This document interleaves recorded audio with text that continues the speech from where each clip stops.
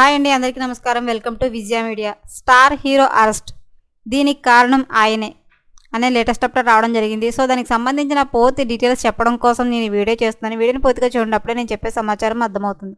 అలాగే వీడియో నచ్చితే వీడియోకి లైక్ ఇచ్చి నన్ను సపోర్ట్ చేయండి. చాలా మంది సబ్స్క్రైబ్ చేసుకోకుండా చూస్తున్నారండి, తప్పకుండా సబ్స్క్రైబ్ చేసుకోండి.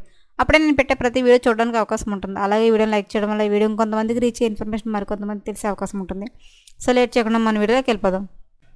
Big boss 7 Telugu grand finale తర్వాత జరిగిన విధ్వంసంపై పలువురు ఘాటుగా స్పందిస్తున్నారు.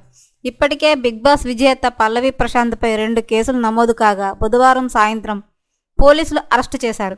ప్రశాంత్ అభిమానులను చేసిన రచ్చ కారణంగా గొడవలు జరిగినట్లు, ఆర్టీసీ బస్సులు ధ్వంసం చేసినట్లు తెలుస్తోంది. ఈ నేపథ్యంలో బిగ్ బాస్ షో తెలంగాణ మానవ హక్కుల కమిషనర్ హైకోర్టు న్యాయవాది అరుణ్ ఫిర్యాదు చేశారు. బిగ్ బాస్ షో అనేది ప్రజలపై తీవ్రమైన ప్రభావం చూపుతుంది. బిగ్ బాస్ ఫైనల్ రోజున అక్కడ జరిగిన గొడవపై 2 కేసులు నమోదయ్యాయి. కానీ ఎక్కడా నాగార్జున పేరు లేదు. ఈ కేసులలో నాగార్జున పేరు కూడా చేర్చాలి. ఆయన కూడా ఈ గొడవలకు బాధ్యులే అని అరుణ్ తెలిపారు. అంత గొడవ జరుగుతుంటే బిగ్ బాస్ నిర్వాహకులు నిర్లక్ష్యం వహించారు. దీంతో 6 ఆర్టీసీ బస్సులు, కార్లు ధ్వంసమయ్యాయి. ఇప్పటికే ఇదే విషయంపై హైకోర్టులో పిటిషన్ వేశారు. నాగార్జున కూడా వెంటనే అరెస్టు చేయాలి అని హైకోర్టు న్యాయవాది అరుణ్ కుమార్ డిమాండ్ చేశారు. దీంతో టాపిక్ మరింత హాట్గా మారింది.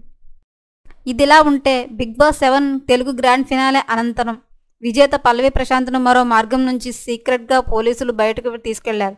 మళ్లీ అక్కడికి రాకూడదని పోలీసులు బిగ్ బాస్ నిర్వాహకులు ఆదేశించారు. కానీ